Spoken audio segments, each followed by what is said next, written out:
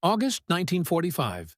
A humid stillness hangs over a remote Allied internment camp in Southeast Asia. The war has just ended. Behind barbed wire fences, rows of Japanese women, nurses, clerks, and communication auxiliaries stand in silence. Their uniforms are worn thin, their eyes hollow from hunger and humiliation. For years, they had been told capture meant dishonor worse than death. Yet now, they are alive, prisoners, waiting for a fate they do not understand. A truck rumbles through the camp gates. Red Cross markings gleam faintly in the sun. The women expect rations, medicine, perhaps another inspection. Instead, the crates unloaded carry something unexpected. Small metal tubes, each a bright shade of red. Lipstick. The guards distribute them wordlessly. Confusion ripples through the crowd. Some women clutch the sticks, unsure whether it's a trick or a test. Others stare at the strange color, remembering mirrors they haven't seen in years. No one laughs. No one speaks. Then, slowly, a nurse applies a trembling line of red across her cracked lips. Around her, the camp changes. Silence gives way to murmurs. Fragile. Human. Alive. It was the smallest gesture of mercy, yet it marked the beginning of an emotional awakening. In the closing months of World War II, the Japanese Empire stood on the edge of collapse. Cities burned under relentless Allied bombing. Industries lay in ruins, and the once proud Imperial Army was scattered across the Pacific, isolated, starving, and surrendering in fragments. When Emperor Hirohito announced Japan's surrender on August 15, 1945, more than 3.5 million Japanese personnel were scattered outside their homeland. Among them were a few thousand women, a silent contingent rarely mentioned in post-war histories. They were not soldiers in the traditional sense. Many were trained nurses, administrative clerks, or members of the Teishintai, volunteer labor corps supporting military hospitals and communications. Some were attached to field hospitals in Burma, the Philippines, and Borneo. Others served aboard hospital ships or in logistics units. Most had been indoctrinated since adolescence with a single creed: death before dishonor. The idea of surrender was unthinkable, a permanent stain on one's family name. But reality shattered that illusion. In scattered jungles and bombed-out cities, thousands of Japanese women found themselves taken captive by Allied forces. Australians, Americans, and British units who themselves had witnessed atrocities across Asia. Yet instead of revenge, many Allied commands followed a different philosophy: humanitarian discipline. Orders from the highest levels, including directives from General Douglas MacArthur, emphasized the moral high ground. POWs, regardless of race or gender, were to be treated according to international law. Still, for the captured Japanese women, the first days were filled with terror. Rumors of Allied brutality, spread by imperial propaganda, haunted them. They expected assault, humiliation, or execution. Instead, they were met with orderly camp routines, medical checks, and access to rations, meager but shared equally among prisoners and guards. Inside the bamboo fences, confusion replaced fear. The women struggled to reconcile what they saw with what they'd been taught. The enemy, it seemed, could be merciful. By late 1945, Allied-run Japanese POW camps dotted regions from the Philippines and Burma to New Guinea and the Dutch East Indies. The war's smoke had barely cleared, yet these sites became laboratories of rehumanization, a test of whether compassion could survive in the ruins of global conflict. Conditions varied widely. Food was scarce, sanitation fragile, and disease rampant. Yet in contrast to the brutal Japanese-run internment camps earlier in the war, Allied facilities operated under the Geneva Convention of 1929, emphasizing the principle that prisoners are human beings first. The Red Cross and women's relief organizations played a quiet but decisive role. Among them were the British Women's Voluntary Services, American Red Cross field nurses, and Australian Women's Army Service. They inspected camps, distributed care parcels, and documented needs often ignored by male command structures: hygiene, dignity, and morale. The Japanese female prisoners were deeply conflicted. Their sense of self was shaped by decades of militarized femininity, devotion, purity, silence. To them, makeup, mirrors, and laughter belonged to another world. The world before war. Yet Allied women visiting the camps viewed these things differently. To them, lipstick was not vanity but resilience. It was a symbol of identity that survived deprivation, the mark of the individual amid uniform despair. Letters from camp nurses recorded that Japanese women initially refused these feminine items, bowing politely, their faces unreadable. But with time, a subtle change occurred. A few began to accept small comforts: a comb, a scrap of fabric, a tube of lipstick. The act of using them, of caring about one's appearance again, became a quiet rebellion against the dehumanization of war. No command ordered it, no manual recorded it. But this gesture spread from camp to camp, carried by women who had seen the worst humanity could offer. And soon, the smallest detail, a touch of color on a prisoner's lips, would ignite a profound psychological shift. For the Japanese women held behind Allied fences, captivity was not merely physical, it was spiritual collapse. Every lesson they had been taught in wartime Japan crumbled the moment they surrendered. From childhood, they had memorized imperial slogans that glorified self-sacrifice and condemned weakness. Women who served the empire were praised as extensions of the emperor's will, expected to embody obedience, endurance, and silent patriotism. To live on after defeat was, in itself, an act of shame. That is why something as small as a lipstick appeared so alien, even threatening. In their culture at that time, beauty was tied to discipline, not pleasure. A woman at war was to be useful, invisible, and pure, not decorative. When Allied relief workers offered them lipstick, they could not understand it. To them, it felt frivolous, even insulting after years of hunger and fear. But as days turned into weeks, the object's meaning began to change. For women who had been stripped of everything, uniforms, families, even certainty, lipstick became a quiet restoration of personhood.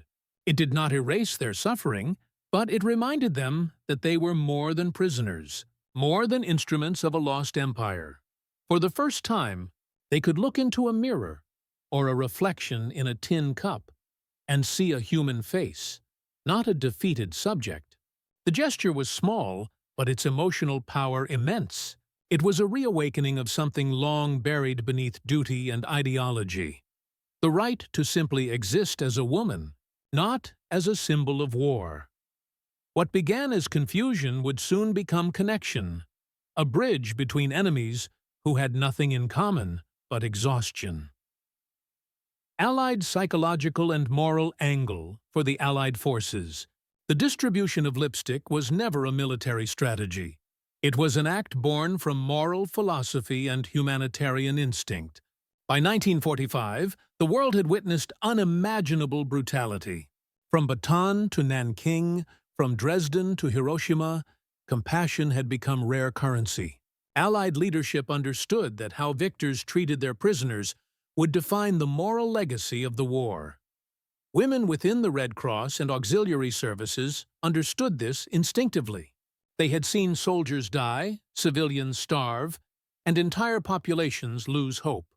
To them, restoring dignity was a form of medicine, a therapy for the spirit. Red Cross field reports from Burma and Borneo record packages sent to female POWs containing soap, combs, sewing kits, and small cosmetic items. These were not luxuries but reminders of normalcy, of humanity's persistence after devastation.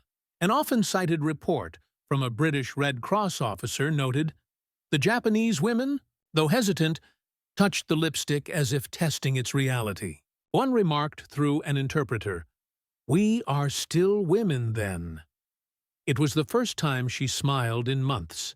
Such moments reflected the deeper Allied objective, not revenge, but rehabilitation. By treating their former enemies with respect, they hoped to model the principles that Japan had abandoned under militarism. It was psychological warfare of the most humane kind, conquering hatred through empathy. The lipstick's scarlet color, once a shade of vanity, became a symbol of moral victory. It was not painted on propaganda posters or paraded before cameras. It existed only in fleeting gestures between nurse and prisoner, captor and captive. And in those small exchanges, the war's ideological walls began to crack.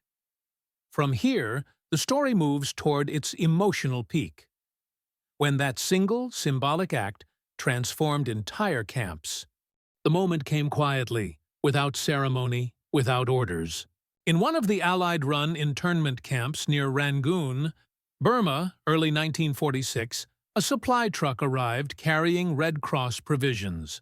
Among the medical crates and ration tins were boxes wrapped in plain brown paper. Inside, hundreds of metal tubes, each sealed and stamped "Property of the U.S. Army." They contained a bright red lipstick, Victory Red, a shade first issued to American servicewomen during the war. At first, the Japanese women stared in silence. Many didn't touch them at all. They had no mirrors, no perfume, no context for such an object in a place where even soap was scarce. But curiosity, that most human instinct, overcame fear. One young nurse, her name lost to the records, remembered only through Allied diaries, opened the cap. She hesitated, then drew a careful line across her dry lips. The other women watched. For a moment, the entire camp seemed to stop breathing.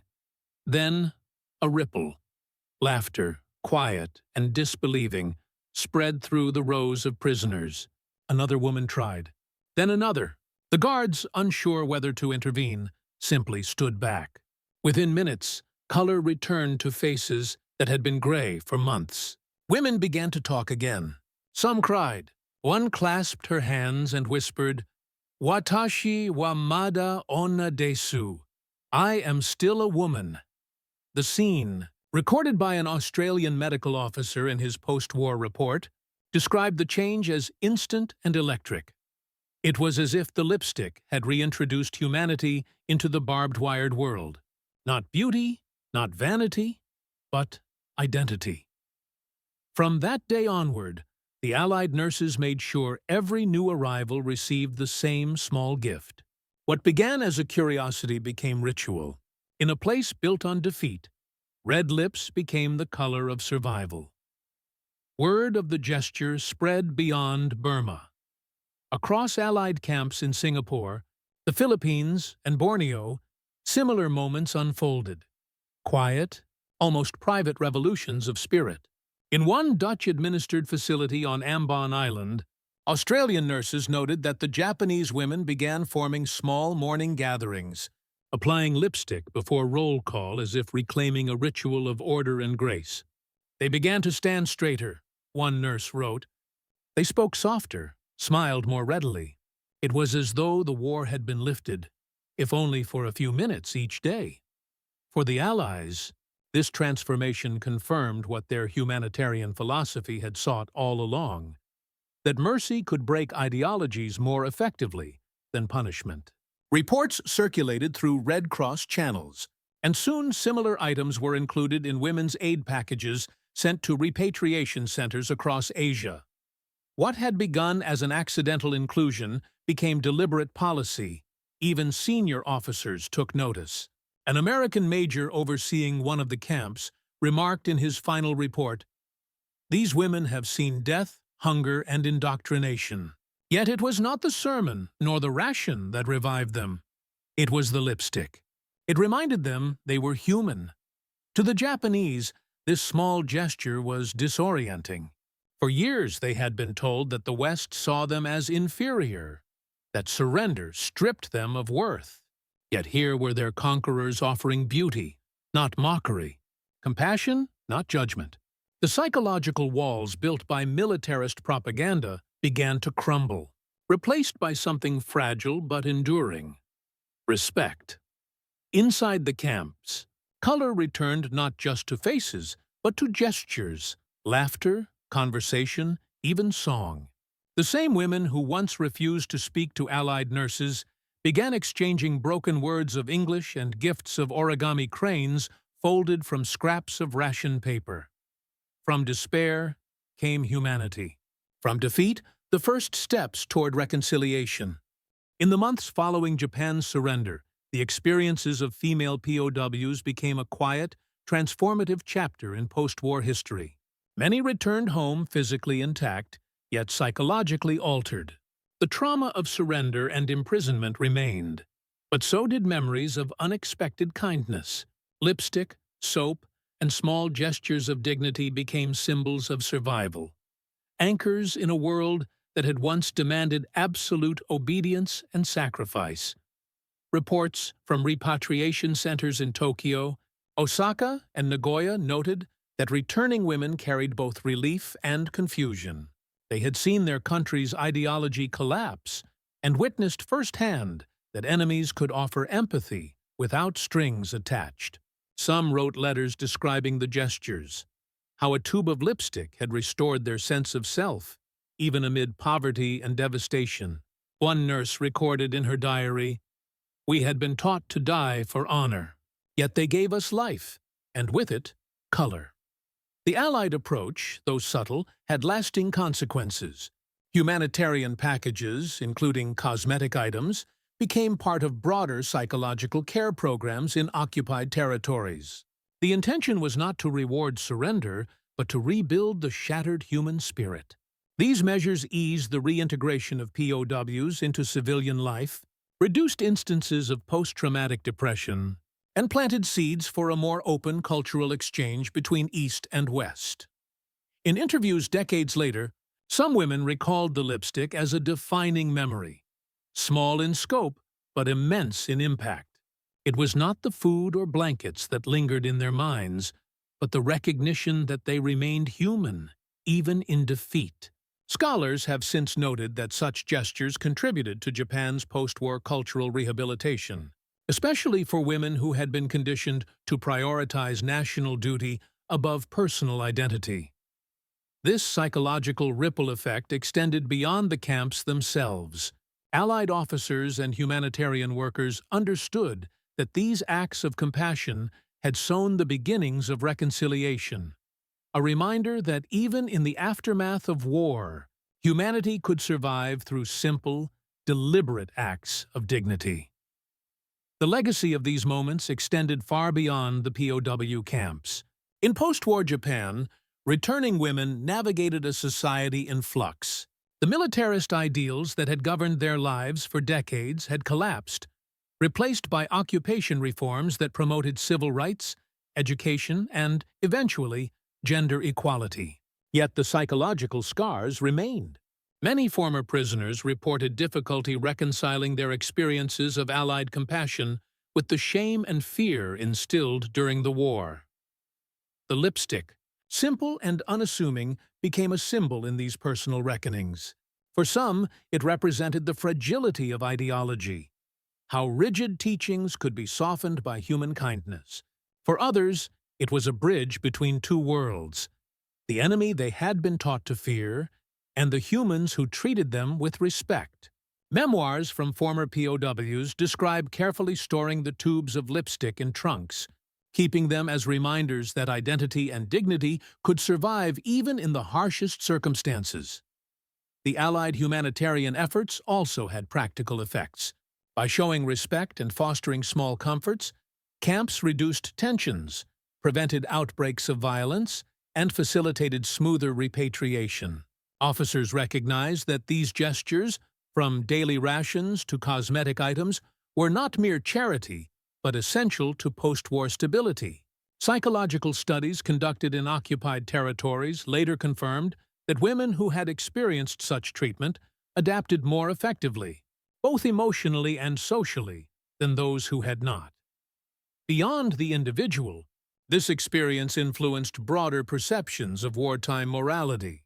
Reports circulated among Allied command, scholars, and relief organizations, highlighting that humane treatment could weaken enemy indoctrination and lay the groundwork for reconciliation.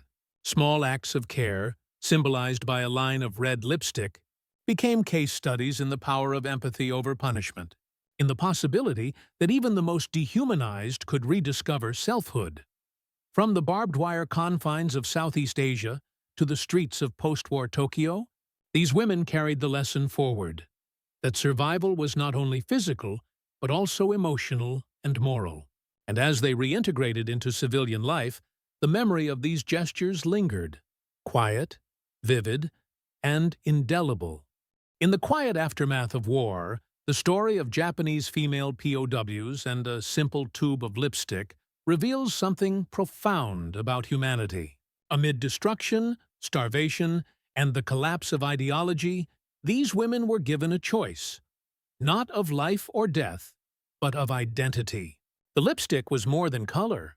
It was a signal that dignity could endure even when empires fall and beliefs are shattered.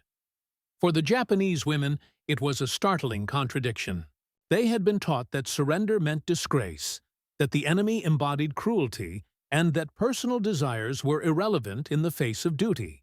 Yet here was a gesture of kindness from the very forces they had been conditioned to fear. In a single moment, the rigid architecture of honor and shame began to fracture, replaced by something softer, yet unbreakable, the affirmation of self. For the Allied women who delivered these small comforts, the act was deliberate but humble. They understood that war was not only fought with weapons but also with compassion. By restoring a sense of normalcy, even briefly, they extended the possibility of healing for individuals and, by extension, for nations. This quiet psychological victory demonstrates how empathy can outlast ideology, how small acts can reverberate through the most hardened hearts. Today, the image of Japanese women tentatively applying lipstick behind barbed wire remains a symbol, not of glamour, but of resilience. It is a reminder that human dignity cannot be fully conquered, that kindness can penetrate walls built from fear and indoctrination. The world remembers battles, strategies, and leaders, but sometimes history's most enduring victories are subtle, intimate, and deeply human.